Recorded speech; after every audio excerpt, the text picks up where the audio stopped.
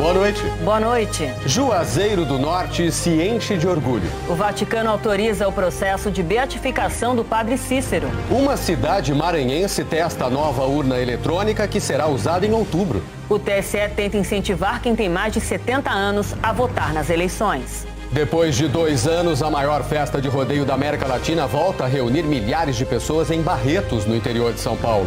O preço alto aquece um mercado relativamente novo no país, o de celulares usados. O sábado de mobilização pela vacina contra a poliomielite.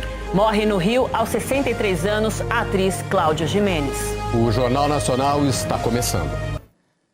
O preço alto de celulares novos tem aquecido um mercado relativamente novo no Brasil, o de aparelhos usados. Se tem celular novo custando quase o mesmo que esse carro aí, por exemplo, não é de se estranhar que entre os aparelhos de telefone o mercado de usados também tenha crescido. Este quiosque, num shopping em Mauá, na Grande São Paulo, é de uma loja que compra e vende cerca de 1.000 aparelhos usados por mês, tanto aqui quanto pela internet. A dona Eli saiu satisfeita com o celular que comprou para o filho. Parece zero. Parece, está bem conservado. Eu acho que vale a pena. O mercado de celulares usados hoje funciona com uma lógica muito parecida com a de carros de segunda mão. O foco são os consumidores que não podem ou não querem pagar tanto por um modelo novo. Isso sem falar que no Brasil, muita gente ainda não tem um smartphone, que é aquele celular com acesso à internet e que custa mais caro.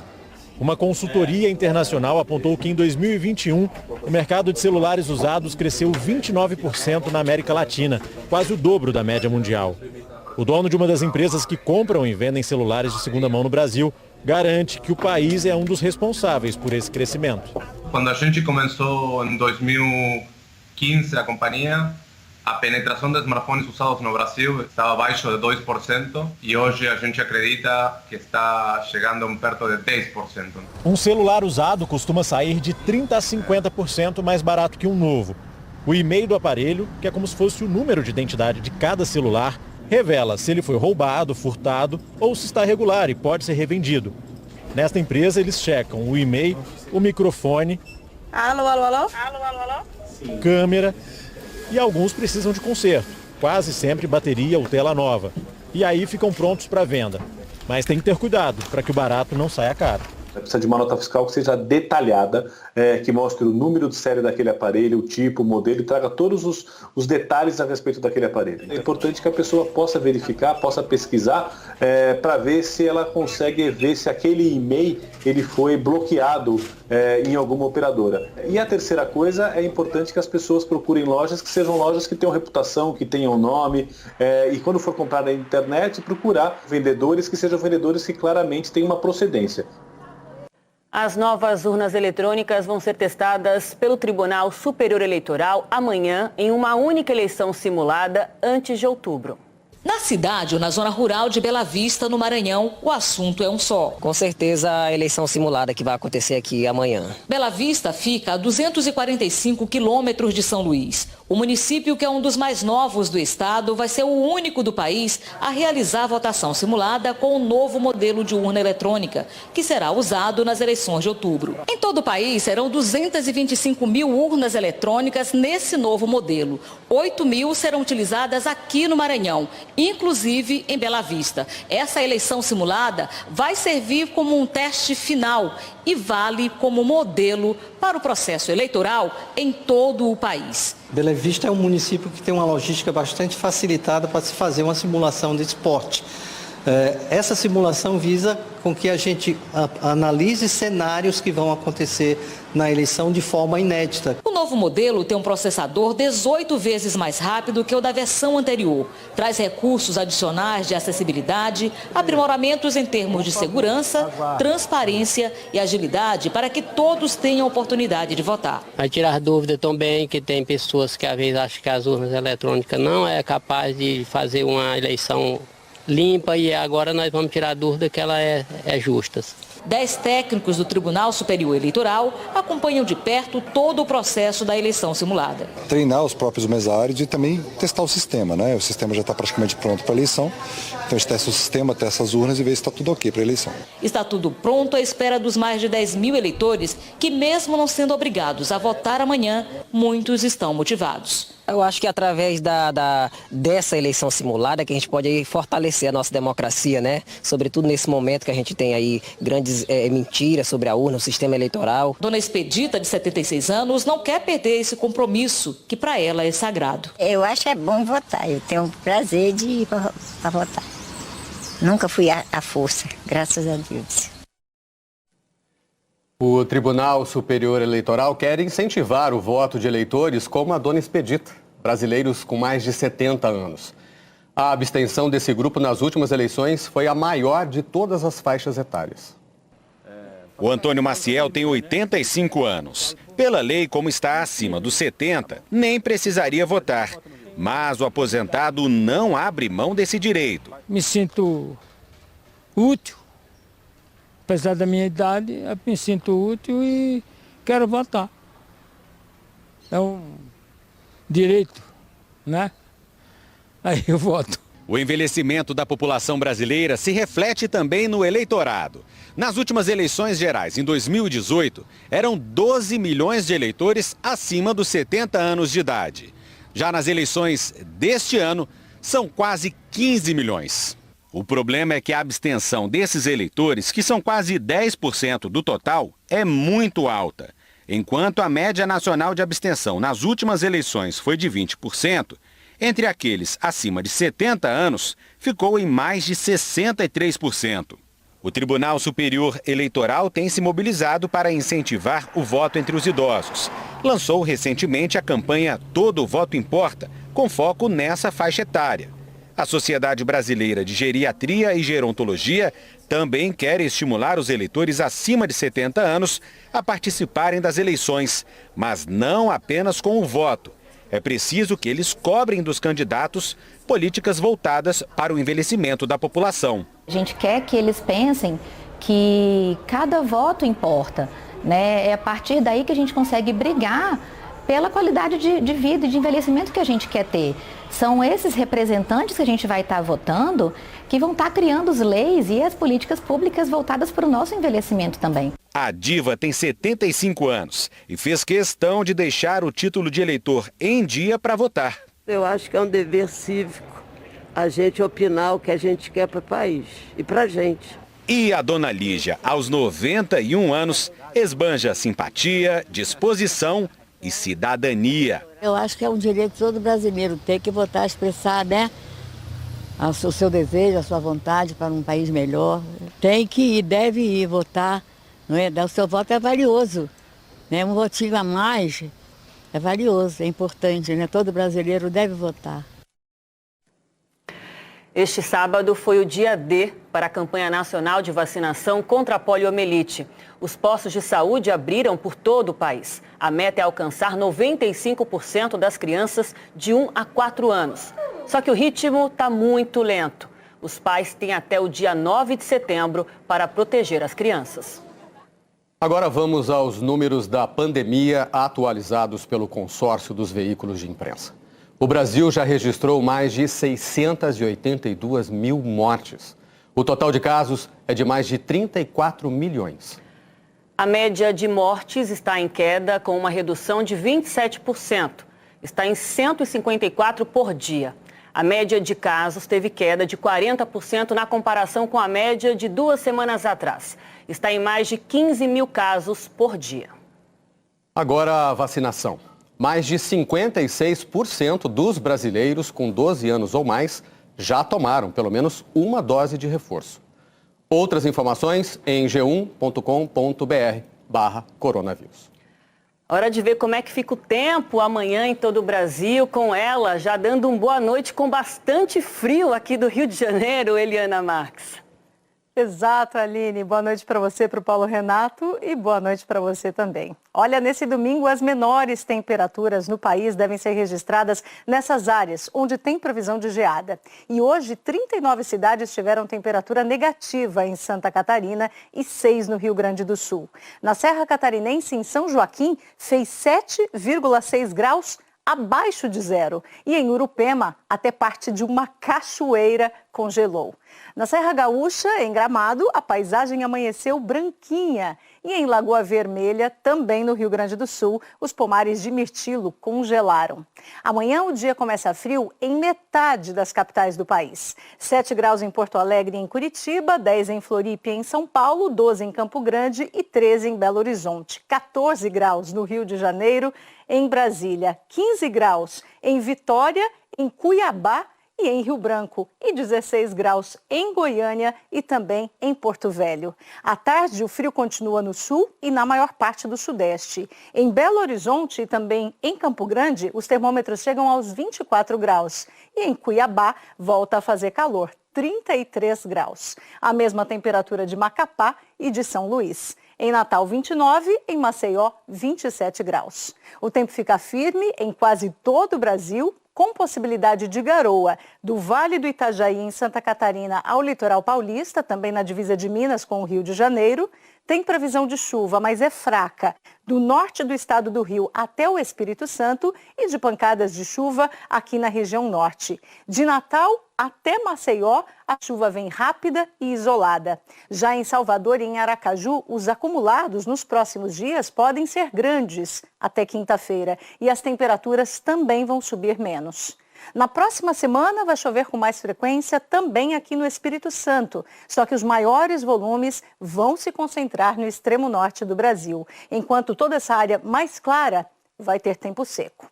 Com isso, volta a esquentar, onde agora está muito frio e do meio da semana para frente. Em Curitiba, os termômetros vão chegar aos 24 graus na quinta-feira. É o mesmo dia que em Campo Grande vai fazer calor de 31 graus. Em São Paulo, as tardes ficam mais agradáveis também na quinta-feira, com 26 graus, e no Rio, com 28. Um bom domingo. Aline, Paulo Renato. Obrigado, Helena. Obrigada. Moradores de invasões em Trancoso, na Bahia, fecharam hoje a estrada que dá acesso ao distrito durante um protesto. O grupo colocou fogo em pedaços de madeira e bloqueou totalmente a rodovia na entrada de Trancoso. Os manifestantes pedem a posse dos terrenos que invadiram, mas as ocupações preocupam autoridades por estarem em áreas de preservação. A polícia acompanhou o protesto, não houve presos nem feridos. A estrada foi liberada no início da tarde. Um ataque russo feriu mais de 10 civis hoje no sul da Ucrânia. Na Crimeia, instalações russas foram alvo de drones. Não é o desfile militar que a Rússia pensava em ter. Veículos militares quebrados e enferrujados nas ruas de Kiev. Uma amostra dos danos causados pela resistência ucraniana nos 178 dias da invasão russa. Nem a Crimeia está segura. Faz 2 semanas que explosões atingem bases militares e depósitos de munição na península anexada pela Rússia 8 anos atrás. Hoje, os ataques foram com drones. Um foi abatido sobrevoando o quartel-general da frota russa na cidade portuária de Sevastopol, a maior da Crimeia. Segundo o prefeito, ninguém ficou ferido. A Ucrânia não assume nem nega responsabilidade pelos ataques. Mas as perdas são dos dois lados. 12 pessoas, entre elas 3 crianças, ficaram feridas hoje num bombardeio russo contra um prédio residencial na cidade portuária de Mykolaiv, no sul da Ucrânia. Hoje, o secretário-geral da ONU acompanhou no porto de Istambul a inspeção de um navio que chegou da Ucrânia com grãos e vai seguir para a África. I was deeply moved. Antônio Guterres disse que ficou comovido ao ver de perto o enorme esforço humanitário para garantir que crianças, mulheres e homens não morram de fome. Ao todo, este mês, 27 embarcações já partiram de Odessa e outros portos ucranianos, carregando alimentos para países que tanto precisam. A seguir, a campanha dos candidatos à presidência. Vamos ver agora como foi o dia de campanha dos candidatos à presidência da República. Simone Tebet, do MDB, fez campanha em São Paulo. Simone Tebet escolheu o maior colégio eleitoral do país para um encontro com lideranças da coligação. Na chegada a um centro de eventos, distribuiu abraços e tirou fotos.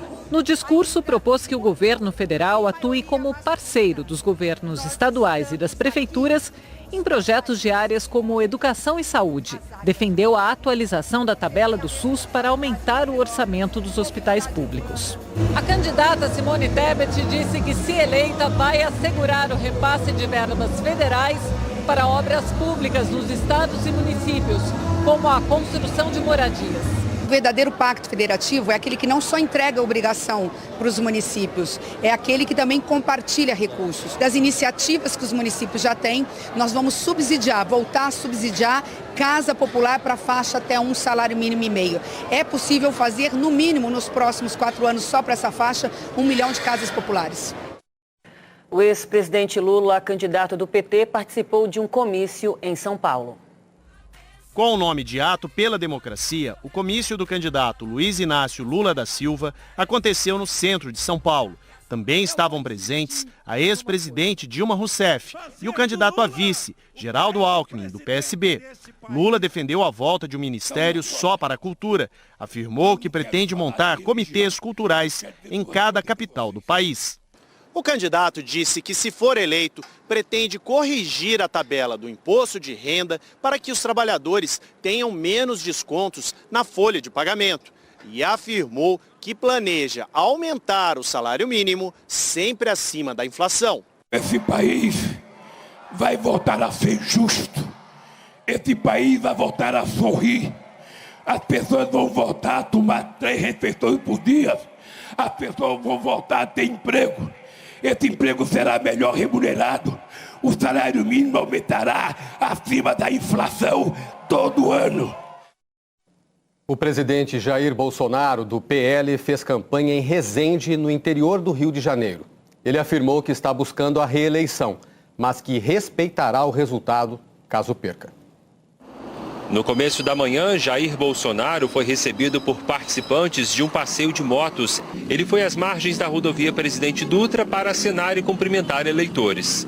Sentindo a temperatura da população, passaram 1.000 motos em apoio a gente. A gente fica muito feliz com essa manifestação espontânea por parte da população.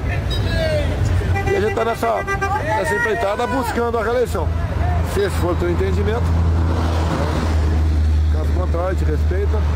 Depois, Bolsonaro seguiu para a cerimônia que marcou a entrada de novos cadetes na AMAN, a Academia Militar das Agulhas Negras. O candidato a vice-presidente, Walter Braga Neto, também compareceu. Bolsonaro é formado pela AMAN e costuma participar dos eventos da instituição. Desta vez, ele não discursou e nem conversou com a imprensa. De Resende, ele voltou para Brasília e não teve mais agenda pública. Ciro Gomes, do PDT, também esteve no Rio de Janeiro. A agenda de Ciro Gomes começou em Campo Grande, o bairro mais populoso da cidade do Rio de Janeiro. Posou para fotos, tomou caldo de cana com eleitores. Ciro Gomes destacou a vocação industrial da Zona Oeste do Rio e falou sobre o programa de reindustrialização do país que pretende implementar se for eleito. A proposta é estimular a fabricação nacional de itens que hoje são importados e priorizar 4 áreas: saúde, defesa, agronegócio e petróleo e gás. E se a gente quer responder a questão de voltar a ter empregos qualificados para o povo brasileiro, é preciso propor, como eu estou propondo, uma reindustrialização forçada do Brasil. Era 34% do PIB brasileiro a indústria, agora caiu de 10%. Eu quero, através de alguns complexos industriais que estão todos estudados, retomar com força a indústria nacional brasileira. À tarde, fez campanha em São Gonçalo e em Niterói, onde assinou um documento se comprometendo com causas ambientais. Léo Péricles, da Unidade Popular, cumpriu compromissos de campanha em São Paulo. O candidato começou o dia em Mauá, na região metropolitana. À tarde, encontrou metroviários e defendeu a estatização do transporte público pelo governo federal. Reduzir o valor do preço das passagens, ter integração, ter passe livre para os desempregados e para os estudantes, né? O transporte e o governo federal cumpriu o seu papel, que é tomar rédea dessa área tão importante e não deixar que empresários fiquem faturando tanto em cima de um direito tão fundamental das pessoas. A candidata do União Brasil, Soraya Tronic, fez campanha em Mato Grosso do Sul.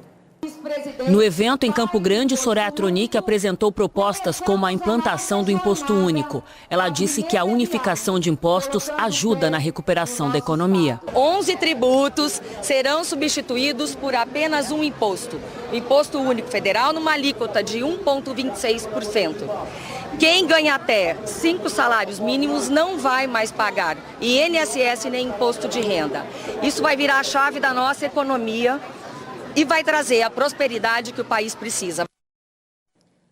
Sofia Manzano, do PCB, foi à Baixada Fluminense. A candidata foi a Duque de Caxias, onde conversou com funcionários da Petrobras. Ela defendeu uma redução na jornada de trabalho para 30 horas por semana, sem redução de salário. Só com essa medida, nós ampliaremos em 50% as vagas no trabalho formal, dinamizando todo um conjunto da economia brasileira e permitindo à classe trabalhadora, com uma jornada de 6 horas diária, ter tempo de estudar com qualidade, viver com a família, praticar esporte. E amanhã no Fantástico, os detalhes da investigação que descobriu uma das quadrilhas por trás da onda de assaltos a joalherias no estado de São Paulo. Ainda hoje, aqui no JN, tem detalhes da carreira da atriz Cláudia Gimenez. E a seguir, o Vaticano autoriza o processo de beatificação do padre Cícero. O Vaticano autorizou a abertura do processo de beatificação do padre Cícero. O anúncio foi feito na Capela do Socorro, onde o corpo do padre Cícero está sepultado. Recebemos a autorização para a abertura do processo de beatificação do padre Cícero Romão Batista. Os devotos receberam a notícia com festa. Agora será preciso comprovar o milagre do padre Cícero para que ele se torne beato. O pedido para a abertura do processo foi feito pelo bispo da região em maio, diretamente para o Papa Francisco, no Vaticano. Esperamos que Vossa Santidade, na hora oportuna, examine com o coração de pai e como sucessor de Pedro este pedido ora formulado, cuja resposta é o anseio dos milhões de devotos do padre Cícero. O processo também abre caminho para outro acontecimento muito aguardado pelos fiéis, o reconhecimento de padre Cícero como santo. Para isso, será preciso, depois da beatificação, a comprovação de mais um milagre. Mesmo sem o título oficial, padre Cícero já é considerado santo por muitos devotos. Milhares de fiéis visitam Juazeiro do Norte durante todo o ano. Padre Cícero nasceu na cidade do Crato em 24 de março de 1844 e fundou Juazeiro do Norte em 1911. Ele foi o primeiro prefeito do lugar, que começou com um vilarejo e hoje se transformou em uma das maiores cidades do Ceará. O sacerdote ficou mundialmente conhecido como milagreiro, após uma hóstia se transformar em sangue na boca de uma fiel.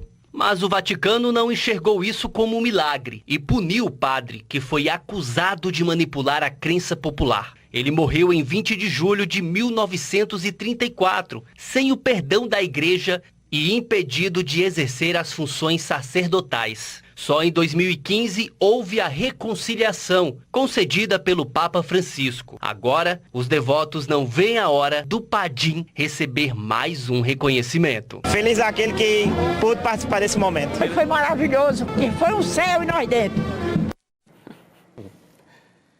Depois de 2 anos, a maior festa de rodeio da América Latina voltou a ter público. Barretos deve reunir quase 1 milhão de pessoas durante o evento. Era muita gente com saudade do berrante.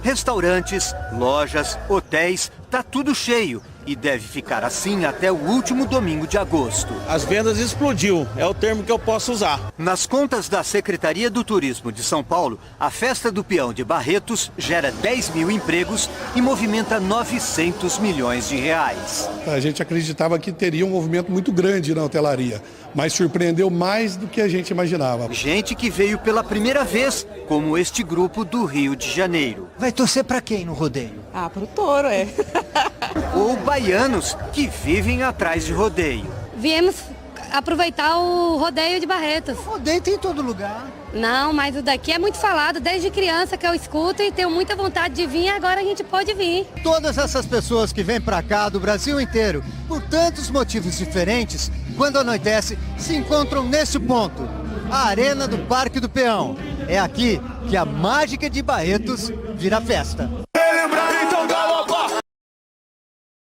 Este ano, o palco principal deu destaque para vários estilos musicais. Forró, guitarra de rock sertanejo,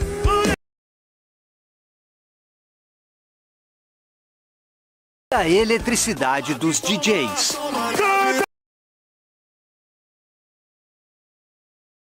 Rodeio, tombos e emoção. Agora vem! O competidor Lucas Martins Costa ia saber na hora da montaria o sexo do bebê que vai nascer no fim do ano. Barretos vai ter mais uma menina para contar a história. E foi inaugurada no Rio uma exposição que contém obras de arte, a história de amizade entre os artistas Alexander Calder e Juan Miró. Um jardim de cores na Casa Roberto Marinho, no Rio. Em cartaz, a genialidade de dois artistas que transformaram o lúdico em arte. Juan Miró nasceu em Barcelona, na Espanha. É um dos maiores nomes da pintura surrealista do século XX. Alexander Calder é americano, escultor, famoso por seus móveis. Eles poderiam nunca ter se encontrado, mas não foi isso que aconteceu. Miró conhece Calder em Paris, nos anos 20, né? E dessa época em diante, até a morte de Calder, estiveram juntos durante todo o tempo. Calder e Miró eram muito diferentes. Miró, quieto, introvertido. Calder, extrovertido e até extravagante. Quando eles se conheceram, o catalão já era um pintor famoso e Calder começava a fazer sucesso. Essa exposição mostra que a afinidade artística nasceu de uma grande amizade. As obras conversam entre si. Você pode perceber o diálogo primeiro através das cores. E os dois tinham paixão pelo circo. Quer dizer, Miró era apaixonado pelos cartazes de circo, né?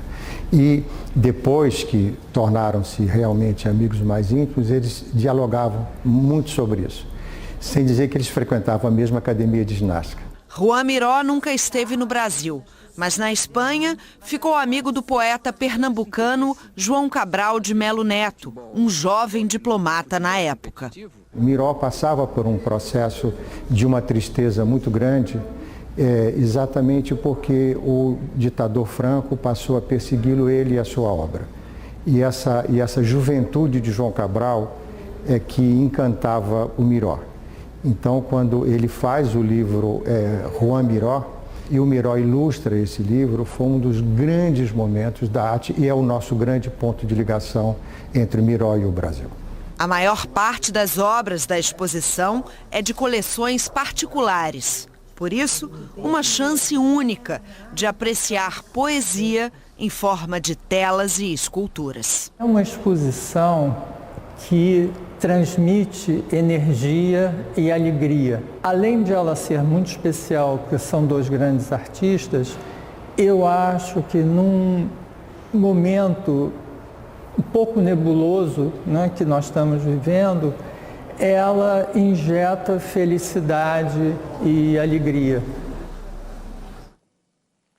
A seguir, os gols do sábado. E os personagens inesquecíveis da atriz Cláudia Gimenez, que morreu hoje. O brasileiro Miguel Pupo venceu a etapa de Tiahupo, no Tahiti, do Circuito Mundial de Surf. Ele derrotou o francês Caoli Vache na final. Miguel compete na elite do surf mundial há 11 anos. E essa foi a primeira vez em que ele ganhou uma etapa do circuito.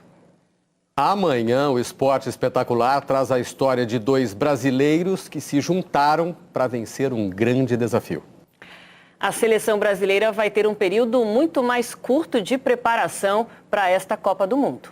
Copa no fim do ano, lado bom. Quem joga na Europa, a maioria da seleção não chega tão desgastado. A performance física, com certeza, vai estar melhor para esses atletas que estão no meio da sua temporada. Copa no fim do ano, lado não tão bom. Os calendários europeu e brasileiro ficaram mais apertados nesse período pré-mundial. Eles vão estar jogando os grandes times de quarta, domingo, quinta, domingo e provavelmente a chance de lesões vai aumentar. A Confederação Brasileira de Futebol montou uma equipe multidisciplinar de 12 profissionais. Preparação física, fisiologia, médicos. Eles têm mantido contato regular com os clubes e vão elaborar cargas de trabalho individualizadas, atendendo às necessidades de cada jogador. Cuidar do sono, cuidar da alimentação, controle de carga, tudo isso vai ser fundamental para que tenhamos o grupo todo, né, nas melhores condições na hora do jogo. O período em que a equipe se reúne antes da Copa diminuiu muito. Essa preparação já foi de longos 4 meses, como na Copa de 1970, de mais de um mês nos mundiais disputados nos anos 80 e 90. O que foi feito em 2018 na Rússia, em 27 dias, terá que caber em apenas 10 no Catar. Com tão pouco tempo, a CBF decidiu abrir mão de um local simbólico e tradicional para a seleção antes de qualquer grande competição. Esse ano não tem Granja Comari. Os convocados de Tite vão trocar Teresópolis, região serrana do Rio de Janeiro, pelos Alpes do norte da Itália. O centro de treinamentos da Juventus de Turim será a casa brasileira nos dias que antecedem a viagem para Doha. A competição será disputada basicamente na capital do Catar e em tornos da cidade, sem viagens longas durante a Copa. O percurso entre local de hospedagem, treinamento ou estádios vai durar 30 minutos em média. E não tendo esse deslocamento, nós vamos ganhar muito para acelerar a recuperação desses atletas entre ali uma partida e outra. De modo geral, os times terão um dia a menos de descanso entre as partidas. Entre prós e contras, uma novidade é que a final da Copa vai acontecer uma semana antes do Natal. Imagina, ganhar uma estrelinha na camisa de presente. Nunca foi tão fácil fazer um pedido para o Papai Noel. O Goiás venceu o Atlético Mineiro na partida que abriu a 23ª rodada do Brasileirão.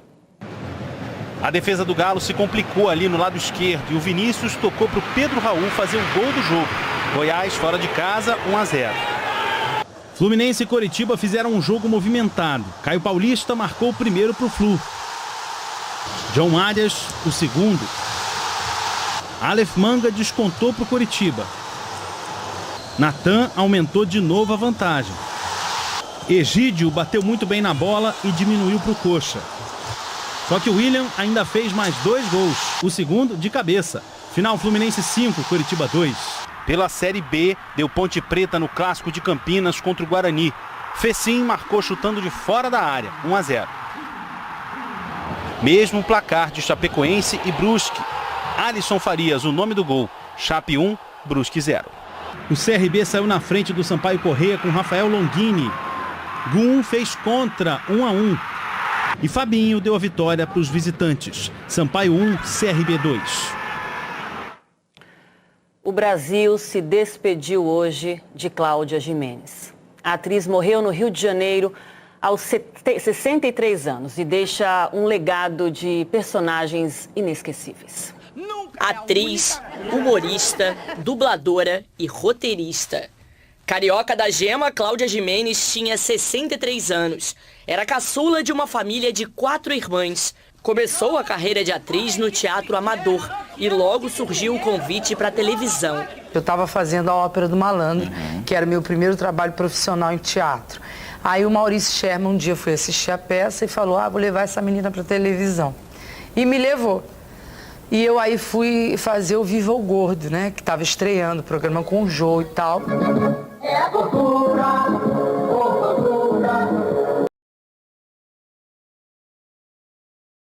Um dos maiores parceiros da vida profissional foi Chico Anísio. Cláudia participou de Chico Anísio Show e na década de 1990 contracenou com ele na Escolinha do Professor Raimundo. Com a dona Cacilda, Cláudia caiu nas graças do público. Dona Cacilda! Fala, minha árvore de Natal. Árvore de Natal por quê? Porque também tem um monte de coisa pendurada, mas tudo pra enfeite. Um zerinho bem jeitoso. Eu não aguento com esse homem. Quando eu penso que vou ganhar um beijinho, ele me pau. A Cacilda, Nossa Senhora, foi com a Cacilda que eu comprei meu primeiro apartamento, com a Cacilda que eu viajei a primeira vez. É Cacilda! Em 1996, com a estreia do humorístico Sai de Baixo, nasceu mais uma personagem de sucesso. Edileuza era afiada e não levava desaforo para casa. A dupla com o Miguel Falabella marcou a história do programa. Os dois criaram uma parceria constante. Para esses montes túrgidos, carnudos e apetitosos, olhando para tudo isso que podia ter sido e não foi. Falabella, vamos ao texto, faz favor. Tá bom. Eu penso o seguinte. Você tá muito ansioso, já não falei pro senhor que eu vou tomar conta dessa situação. O senhor fica tranquilo que eu sei exatamente o que eu tenho que fazer. O bichinho do Ram pegou você? Cláudia Gimenez fez participações em várias novelas da TV Globo.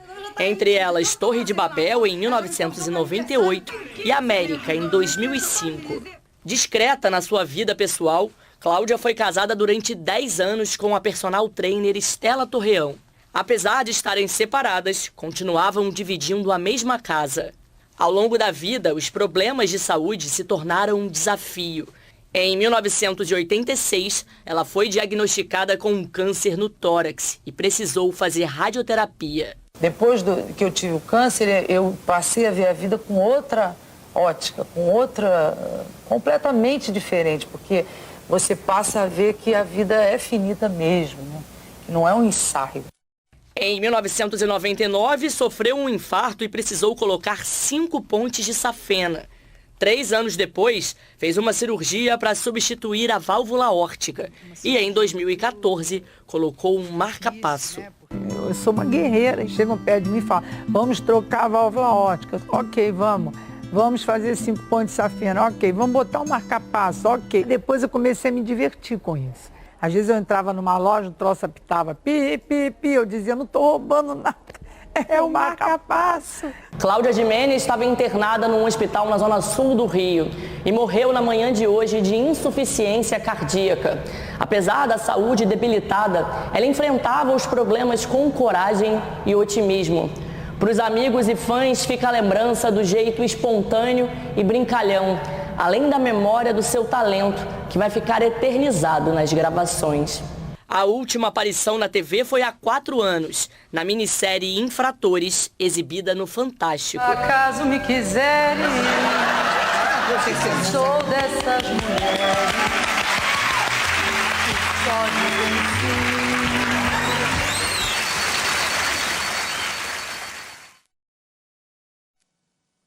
Cláudia Gimenez deixa na memória dos fãs, amigos e parentes a imagem da pessoa querida e da grande atriz que ela foi. Você é linda, forte, poderosa. Da maneira como ela se expressava era divertido. Acho que isso estava muito dentro dela, dentro da cabeça dela. Então essa mensagem de fazer rir a todo custo, acho que é uma mensagem que é sempre útil para a gente em qualquer momento de nossa vida. Quando morre uma pessoa do tamanho da Cláudia Gimenez, aquela atriz extraordinária, uma mulher com uma alma de Chaplin, né? A gente hoje andou um pouquinho para trás. O que é isso? Para Tata Werneck, que tinha na atriz uma inspiração, Cláudia era uma das melhores comediantes do mundo. Ela postou uma lembrança. Não, você vai lavar o banheiro e o quintal. Ai, titia, como você é fofa, né?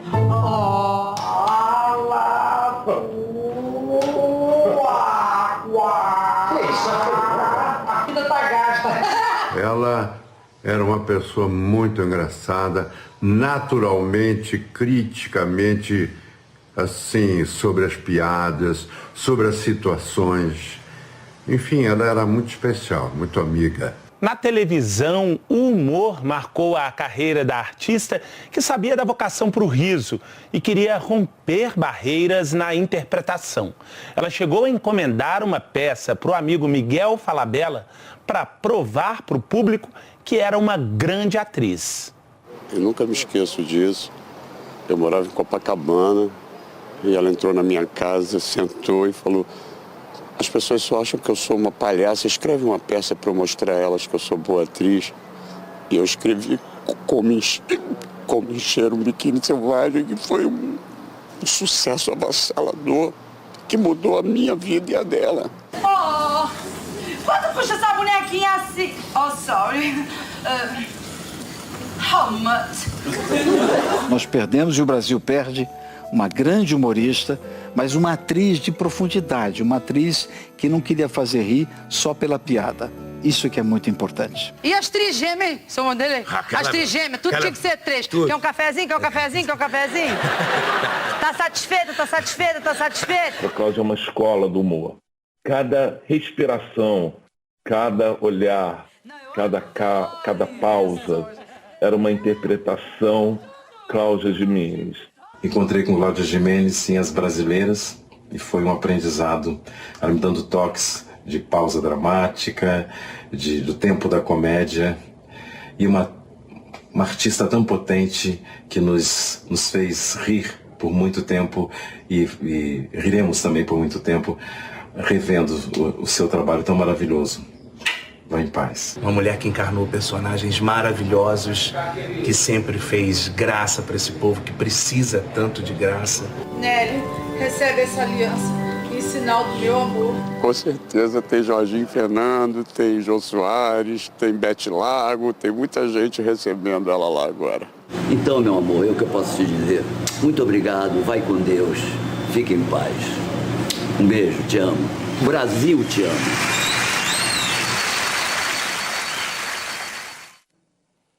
Em homenagem a Cláudia Gimenez, a Globo vai exibir amanhã, depois do Fantástico, um episódio especial do inesquecível Sai de Baixo. O Jornal Nacional fica por aqui. Fala galera, beleza? Aqui quem fala é o Diego do canal Diego Esportes e tô chegando pra te avisar que hoje tem Fluminense e Coritiba pela 23ª rodada do Campeonato Brasileiro e no vídeo de hoje você vai saber tudo sobre esse jogo. As principais e últimas notícias da equipe do Fluminense e também as últimas informações da equipe do Coritiba. O Fluminense, que vem de dura derrota pro Internacional na última rodada, quer a vitória hoje porque vencendo pode ser vice-líder do Brasileirão. Já o Coritiba, que vem de 3 derrotas consecutivas e ocupa a zona de rebaixamento, precisa muito dos 3 pontos para poder fugir do Z4. Então se você é torcedor do Fluminense ou torcedor do Coritiba, já faço o convite. Se inscreva agora aqui no nosso canal, já vai deixando o seu like no vídeo para nos ajudar. Ativa também o sininho de notificação para você receber nossos próximos vídeos. E comenta aí embaixo o seu palpite. Porque Fluminense e Coritiba se enfrentam neste sábado, a partir das 7 horas da noite. No horário de Brasília, no Maracanã, em jogo válido pela 23ª rodada do Brasileirão. O Fluminense vem de classificação importante na Copa do Brasil. Após estar perdendo por 2-0 por Fortaleza, o Flu conseguiu empate para avançar para a semifinal da competição. Porém, após emplacar 13 jogos de invencibilidade, a equipe foi derrotada na semana passada pelo Inter, no Campeonato Brasileiro, e tenta reencontrar o caminho das vitórias diante do Coritiba para seguir nas primeiras posições. Pressionado por 3 derrotas consecutivas, o Coritiba apostou na mudança da comissão técnica e na chegada de Guto Ferreira para corrigir a rota da equipe no campeonato. A primeira missão do treinador é tentar melhorar os números fora de casa e buscar o primeiro triunfo do clube como visitante. Pelo lado do Fluminense, apesar de ter a semifinal da Copa do Brasil já na próxima quarta, Fernando Diniz tem o time ideal todo à disposição e não deve poupar a equipe. Caso decida preservar alguém, a tendência é que seja um jogador ou outro que apresente índices de maior desgaste. Ganso, por exemplo, que ficou em campo os 90 minutos no empate contra o Fortaleza, pode ser um candidato, dependendo aí da sua recuperação física. Provável escalação então do Fluminense deve ter o Fábio, Manuel, Nino, Caio Paulista, Samuel Xavier, André, Nonato, Ganso, Arias, Matheus Martins e Germano. Já pelo lado do Coritiba, com 4 dias de trabalho, o técnico Guto Ferreira precisou mexer na equipe. Titulares na última partida, o goleiro Alex Muralha, o zagueiro Castan e o volante William Farias, o meia Bosquilha e o atacante Hernan Pérez estão fora do jogo. Já o zagueiro Henrique segue no departamento médico. Diante dos problemas, o treinador vai apostar em uma mudança de sistema e colocar o lateral esquerdo Egídio como extremo ao lado do Léo Gamalho e do Fabrício Daniel.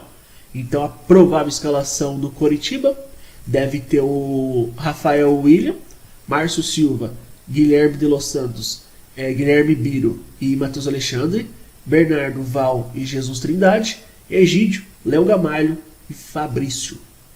O jogo de hoje ele vai ser apitado pelo Paulo César Zanovelli da Silva, vai contar com os assistentes o Felipe Alan Costa de Oliveira e o Celso Luiz da Silva. Na arbitragem de vídeo teremos o Vinícius Furlan. O time do Fluminense hoje está na 4ª colocação com 38 pontos, uma campanha de 11 vitórias, 5 empates e 6 derrotas, marcou 32 gols, sofreu 25, tem um saldo positivo aí de 7 gols.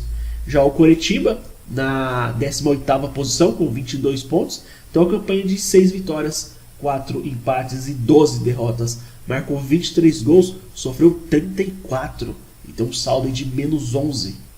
Na rodada passada o Fluminense fora de casa foi derrotado por 3-0 para o Internacional e o Coritiba perdeu para o Atlético Mineiro jogando em casa por 1-0. Na próxima rodada o Fluminense em casa recebe o líder Palmeiras e o Coritiba em casa recebe o Avaí. Então é isso, rapaziada, desejamos a todos um ótimo jogo, que vença o melhor, fiquem todos com Deus e até a próxima.